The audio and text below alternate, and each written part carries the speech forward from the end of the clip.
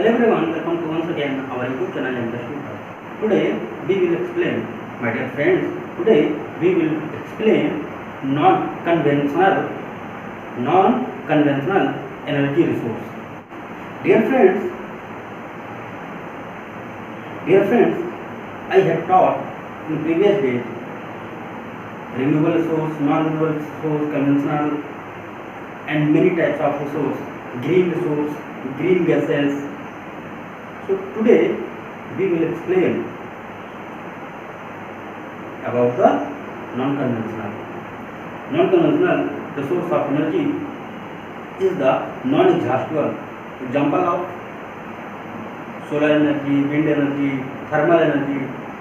Thermal energy means not coal energy, means जो आपका ताप होता है थर्मल, जो कोयले से प्राप्त की जाती है वो वाली एनर्जी नहीं, जो भाप से बनाई जाती है। भाप यानी जैसे कि आपका जो माउंटेनियर इलाके होते हैं वहाँ पे जो वाटर होता है वो कहीं भी बॉयल होता रहता है। हिमाचल प्रदेश में से बहुत सारे जो है आपकी एनर्जी रिसोर्स के कुछ पावर सेक्टर बनाए गए हैं जो है नेचुरल तरीके से जो वाटर होता है वो बॉयल होता रहता है, उसमें से जो है वेपर निकलते रहते हैं, वेपराइजेशन होता रहता है, स्टीम निकलती है, तो उस स्टीम से पावर बनाई जाती है। ठीक है, ये नहीं कि नेशनल थर्मल पावर कॉर्पोरेशन जो एनटीपीसी बनाता है कोयले से, है ना, कोयले वाला नहीं। तो इस प्रकार कुछ ऐसे एनर्जी, टीडल एनर्जी जो आपका क्या नाम है, टाइड्स आते हैं ना ज्वार भाटा समुद्रों में, उसकी एनर्जी से जो एनर्जी बनाए जाते हैं, पावर बनाई जाती है। तो ऐसे कुछ रिसोर्स हैं जिनके बारे में आज हम जानेंगे। तो हमारा टॉपिक स्टार्ट करते हैं बेटा। Non conventional resource of energy.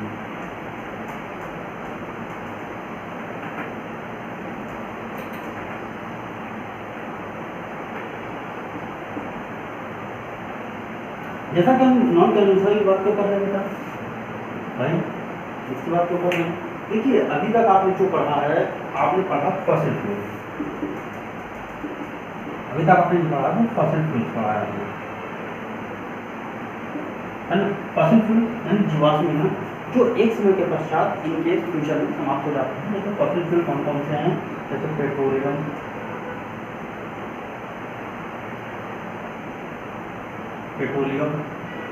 है ना, कोल,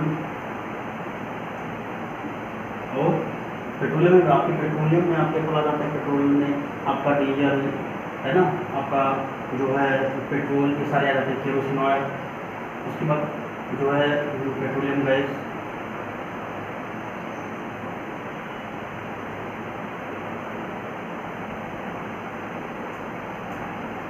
ना पेट्रोलियम गैस। ये कुछ ऐसे फॉसिल फ्यूल हैं जो इनके फ्यूचर में क्या है, इनकी जो स्टॉक हो क्या है वो लिमिटेड है।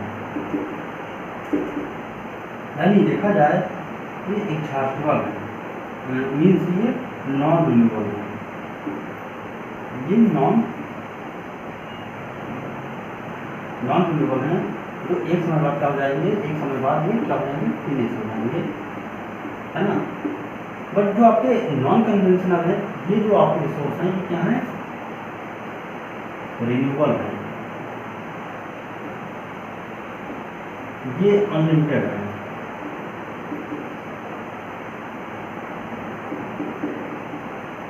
क्या है, अनलिमिटेड है, इनका जो स्टॉक है वो क्या है, अनलिमिटेड है। जब तक अर्थ पर सनलाइट तब तक मिलती रहेगी जब तक सन होगा, जब तक अर्थ पर विंड रहेगी यानी अर्थ पर जो है आपका जीवन रहेगा तब तक आपको मिलता रहेगा विंड एनर्जी। वाटर है तो वाटर से मिलती रहेगी, यानी ये सब क्या है, आप कहीं ना कहीं ये जो एनर्जी है कहीं ना कहीं आपका क्या है, रिन्यूएबल है, अनलिमिटेड है, इनका स्टॉक आप इनको कभी भी गेट कर सकते हैं। बट ये जो फॉसिल फ्यूल हैं ये लिमिटेड है, इनका स्टॉक लिमिटेड है, कभी भी समाप्त हो सकती है, इसलिए इनको हम नॉन रिन्यूएबल भी कहते हैं या फिर एग्जॉस्टेबल भी कहते हैं, है ना, एग्जॉस्टेबल। अब जो नॉन एग्जॉस्टेबल होता है, ये नॉन एग्जॉस्टेबल है, रिन्यूएबल होता है, नॉन एग्जॉस्टेबल होता है, ये जो कभी खत्म नहीं होता है, ये हमेशा आपको मिलते रहेंगे। तो अच्छा, एनर्जी का जो ये फॉसिल फ्यूल है किसके लिए होते हैं, एनर्जी के सोर्स क्या हैं, है ना। परंपरागत तरीके से अगर देखा जाए तो जो ट्रेडिशनली जो हैं तो परंपरागत तरीके से जो आपके रिसोर्स हैं वो कहाँ है, कोल है ना, एलपीजी, और एलपीजी बहुत यूज हो रहा है आजकल, है ना। उसके बाद आपका क्या है, पेट्रोलियम,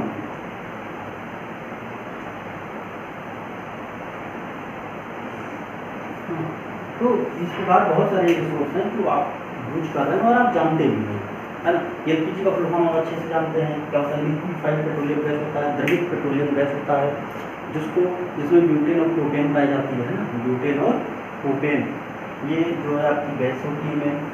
पेट्रोलियम से जो इसको पेट्रोलियम हम तो कहते हैं, पेट्रोलियम मतलब होता है तेल, पेट्रोल मतलब होता है पत्थर, प्रस्तर तेल कहा जाता है इसको, हिंदी में देखा जाए तो इसको हम कहेंगे प्रस्तर तेल या सैल तेल, इसको हम प्रस्तर तेल कहते हैं, है ना, इसको हम कहते हैं प्रस्तर तेल।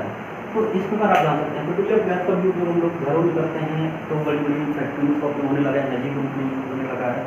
तो आज हम बात करेंगे कन्वेंशनल रिसोर्स के बारे में।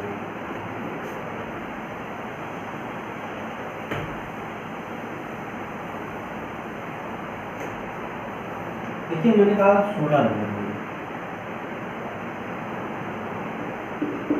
जो सोलर एनर्जी होता है ये क्या है, अनलिमिटेड है। उसके बाद रिन्यूएबल है, उसके बाद एग्जॉस्टेबल है, नॉन एग्जॉस्टेबल कहते हैं इसको, ठीक है। रिन्यूएबल किससे गेट होता है, ये सन से गेट होता है ना, सनलाइट है ये। इसमें होता क्या है, इसमें जो है क्योंकि सनलाइट क्या होती है, गर्म होती है, वो किसमें कन्वर्ट होती है, सोलर सेल द्वारा। सोलर सेल सनलाइट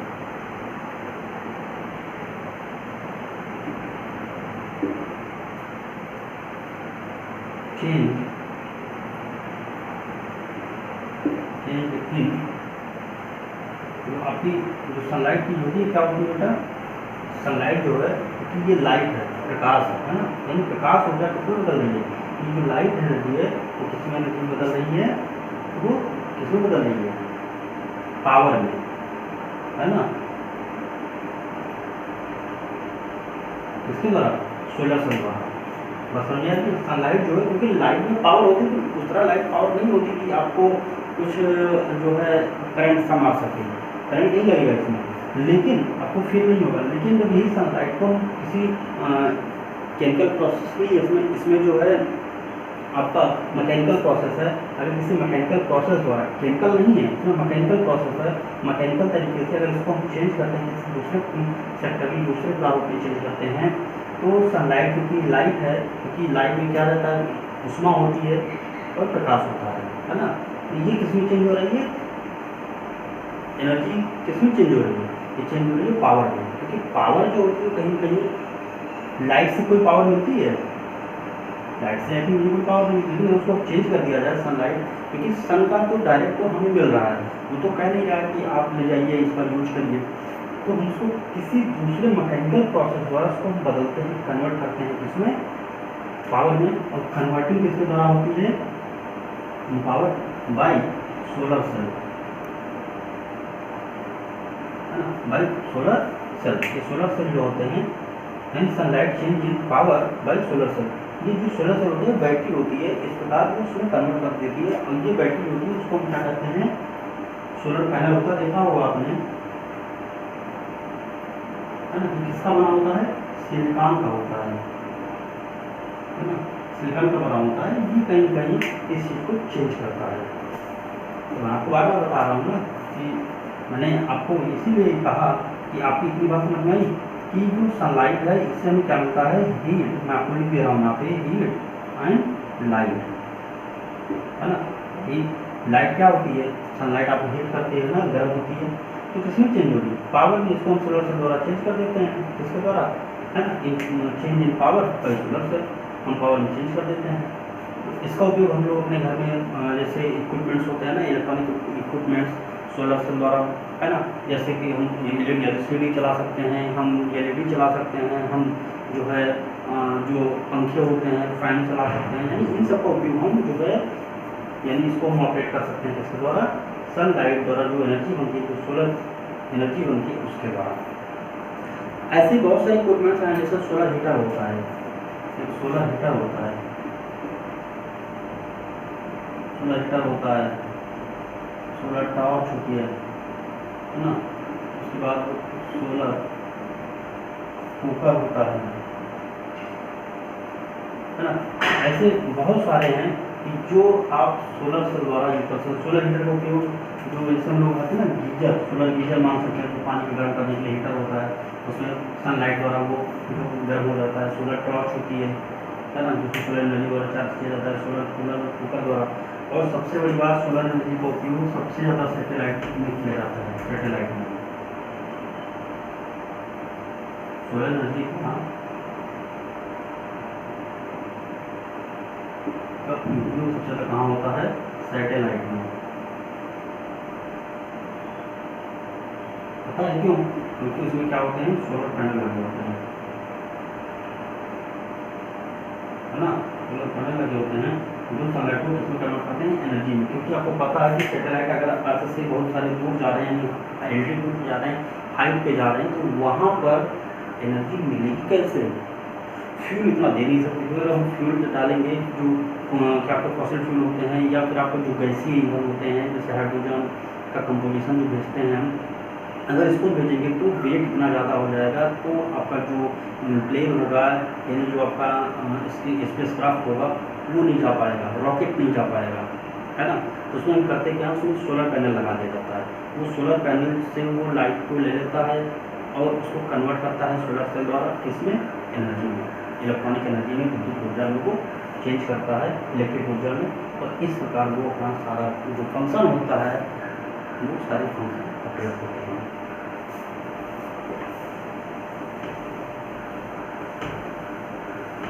देखिए सोलर पैनल कहीं ना कहीं हमारे लिए बहुत फ़ायदेमंद है बेटा, तो उसके नुकसान भी होंगे। जैसे ये नॉन मतलब क्या है, ये नॉन एग्जॉस्टिबल यानी रिन्यूएबल है, ये रिन्यूएबल है ना।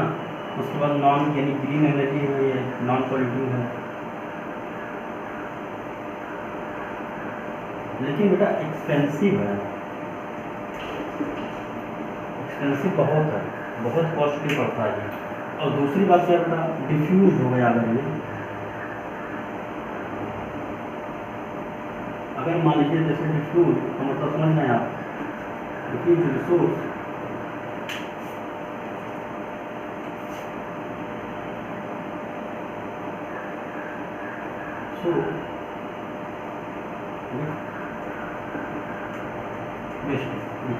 मीन्स अगर मान लीजिए तो पहली बात तो फायदा ये है कि रिन्यूएबल है, नॉन एग्जॉस्टिबल, ग्रीन एनर्जी है, पॉल्यूशन नहीं होगा, एक्सपेंसिव तो है, काफ़ी कॉस्टली है ये, इसका रख रखाव भी काफ़ी कॉस्टली पड़ता है, देख रेख इसकी केयर।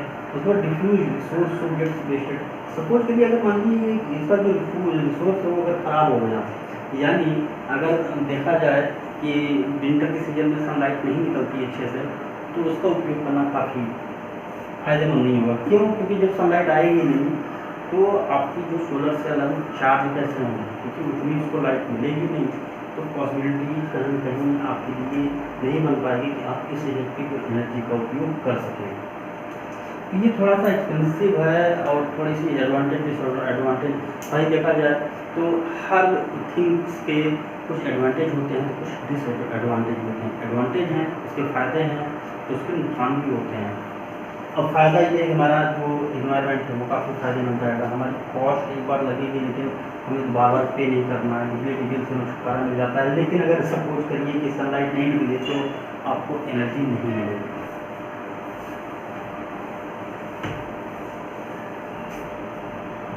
अभी हाल ही में जो है बेटा, जो रीवा डिस्ट्रिक्ट है, रीवा जिला है कहाँ पर?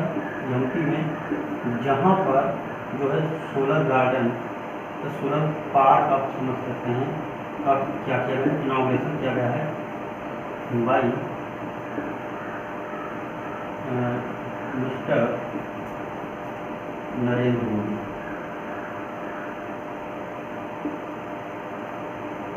मिस्टर नरेंद्र मोदी द्वारा रीवा जिले में सोलर पार्क का इनॉग्रेशन किया गया है, उद्घाटन किया गया है।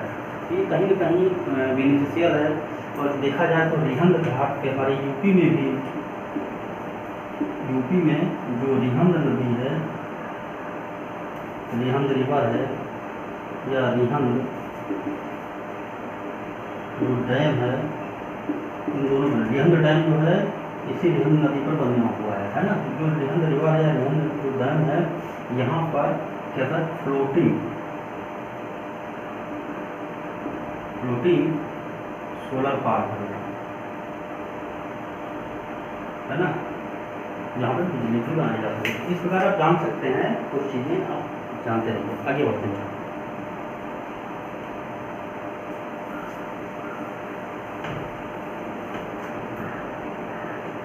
हम विंड एनर्जी की बात करते हैं।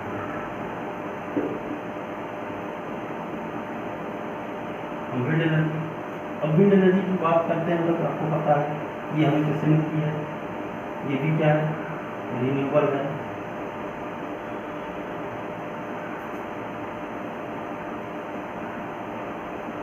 रिन्यूएबल एनर्जी रिसोर्स है जो,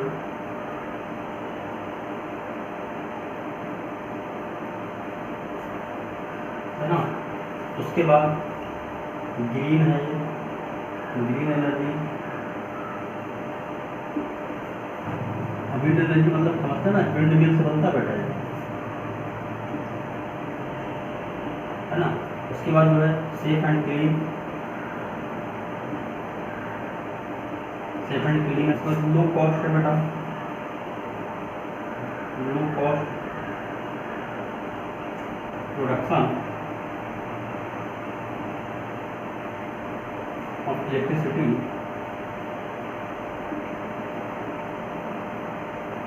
अगर एक बार इसको सेटअप कर दिया जाए तो।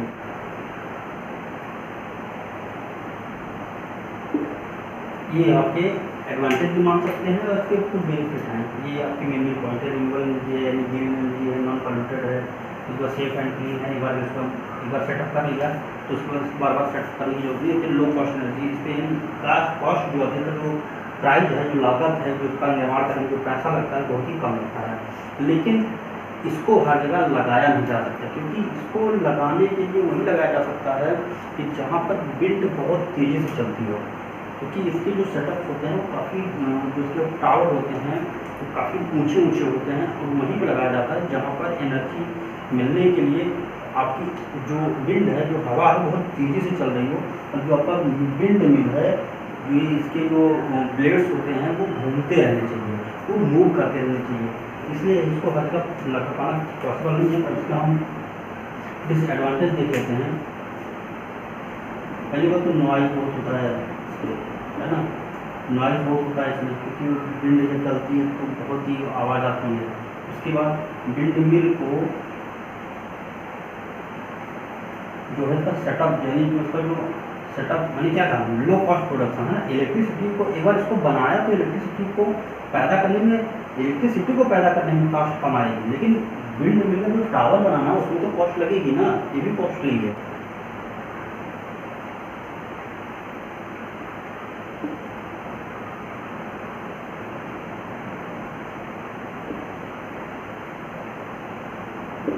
बड़ी बात क्या बेटा, हार्मफुल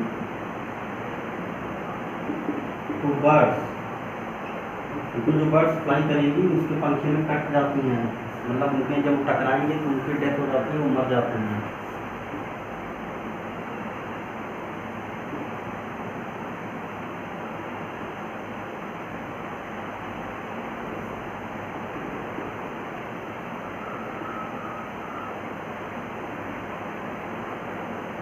इस प्रकार आप जान सकते हैं कि विंड मिल लगाने में नॉइज बहुत ज़्यादा आती है। विंड मिल से जो कॉस्टली बर्ड्स को टावर लगाने में या फिर जो उसके ब्लेड्स वगैरह लगाने में काफ़ी कॉस्टली है। हार्मफुल टू बर्ड्स, चिड़ियों के लिए हार्मफुल है। Disturb radio and TV reception, यानी देखा जाए तो जो टीवी और रेडियो की जो फ्रिक्वेंसी होती हैं, जो उनकी वेव्स होती हैं, वो कहीं ना कहीं डिस्टर्ब होते हैं इससे। तो ये कुछ चीज़ें हैं। और जब वॉइस आएगी तो आपके घर में जब अगर आप देख रहे होंगे तो वॉइस आपको टीवी की, रेडियो की नहीं सुनाई पड़ेगी, क्योंकि बहुत ही घर घर की आवाज़ आती है। ये कहीं ना कहीं आपके लिए फ़ायदेमंद तो है, लेकिन एडवांटेज और डिसएडवांटेज इसमें भी हैं। कुछ फ़ायदे हैं तो कुछ नुकसान भी है।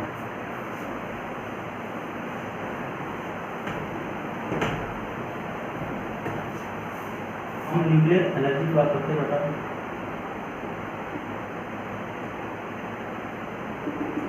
न्यूक्लियर एनर्जी आप समझते हैं ना, या इसको हम एटॉमिक एनर्जी भी कह सकते हैं।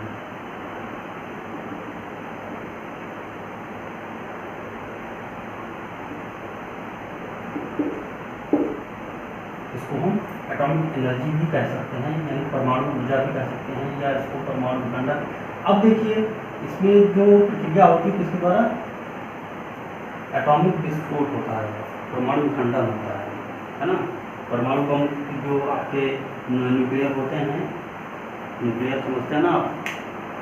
तो इस प्रकार जो परमाणु ऊर्जा बनाने के लिए, न्यूक्लियर एनर्जी बनाने के लिए हमें क्या लेना पड़ता है, यूरेनियम और थोरियम, है ना।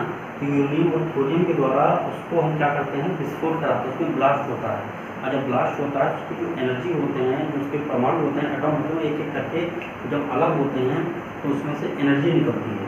तो उसी एनर्जी को हम वेट करते हैं, और जो आपका एनर्जी ट्रांसपोर्टर होते हैं, जो एनर्जी ट्रांसफॉर्मेशन होते हैं, उनके द्वारा एनर्जी को वेट करके और उसको लाइन द्वारा, है ना, एनर्जी ट्रांसमिशन जो लाइन होती है उसके द्वारा हम उसको पावर हाउस तक या फिर जो अदर अदर सेक्टर्स होते हैं या किसी कंट्री में होते हैं, कैसे भी करके उसको हम उपयोग करते हैं। वहाँ तक यूज करते हैं बेटा, इसको न्यूक्लियर पावर स्टेशन होते हैं,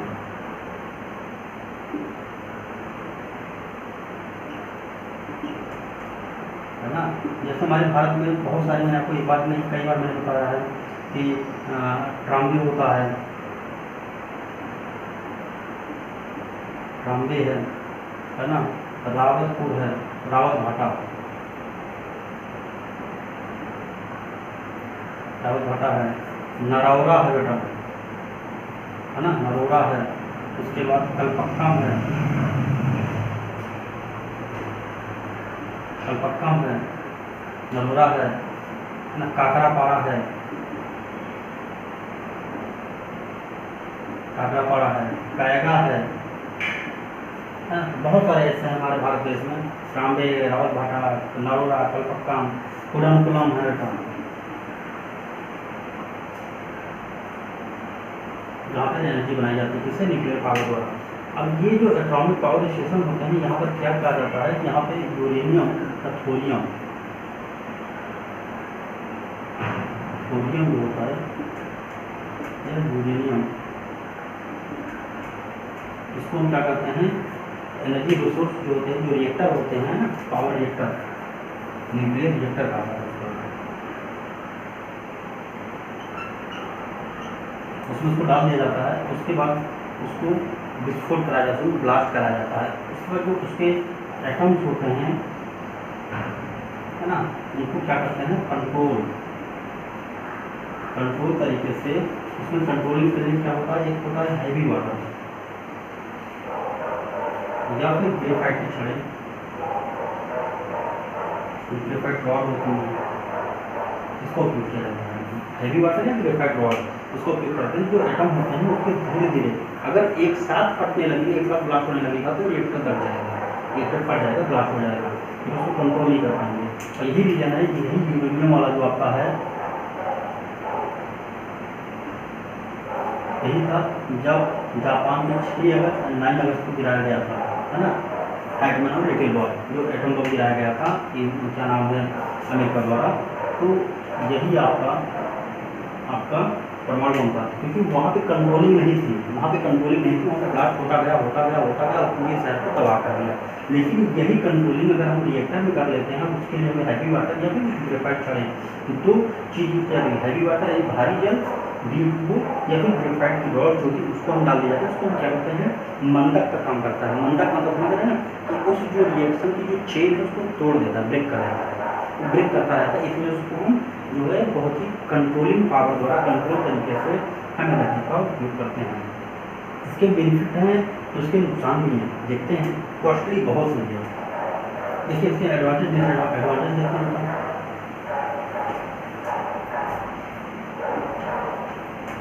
इसके एडवांटेज और डिसएडवांटेज को देख लेते हैं। एडवांटेज क्या है बेटा, देखिए इसका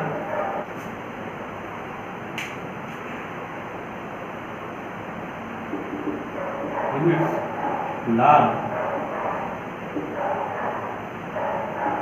अमाउंट ऑफ एनर्जी, है ना, इसमें एनर्जी तो बहुत ज़्यादा निकलती है, लेकिन डिसएडवांटेज इसके ज़्यादा हैं। अगर इसको हम लिमिटेड नहीं कर पाए, अगर इसको हम कंट्रोल नहीं कर पाए, तो परमाणु जो रिएक्टर होते हैं उसमें से इसकी जो विकर्ण होती है, रिएक्शंस, वो बाहर निकलती हैं और वहाँ पे वर्क करने वाले मतलब वहाँ पर वर्क करने वाले सारे वर्कर्स को भी प्रभावित कर सकती हैं। अथवा अगर उसमें ब्लास्ट होता है तो जो उसकी रेडियो एक्टिविटी होती है, जो परमाणु जो आपके एलिमेंट्स होते हैं उसकी जो रेडियो एक्टिविटी होती है ना, रेडिएशन होते हैं, वो काफ़ी दिनों तक नुकसान पहुँचाते हैं। जैसे अभी भी जापान की बात कर लो, चेरनोबिल की बात कर लो, यूक्रेन में था चेरनोबिल जहाँ पर बम ब्लास्ट हो गया था, यानी इसका पूरा जो रिएक्टर था वो समाप्त हो गया था। फुकुशिमा है ये जापान में, है ना, थोड़ा सा यहाँ लिख दे रहा है, ध्यान दीजिए, है ना, तो आप ऐसे फुकुशिमा की हो गई, है ना, जापान में है ये, है ना। उसको चेरनोबिल जो है ये पहले रसिया में था, बट अब जो है यूक्रेन में है, यूक्रेन में है।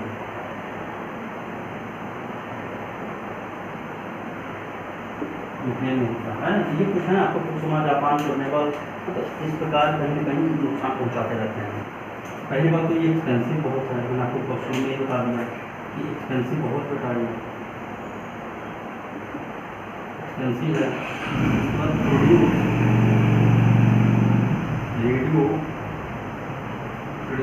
रेडियो एक्टिव वेस्ट, है ना, ये कहीं कहीं नुकसान पहुँचाते हैं। मॉलिक्यूलर एनर्जी के अगर फायदे भी हैं तो नुकसान भी हैं।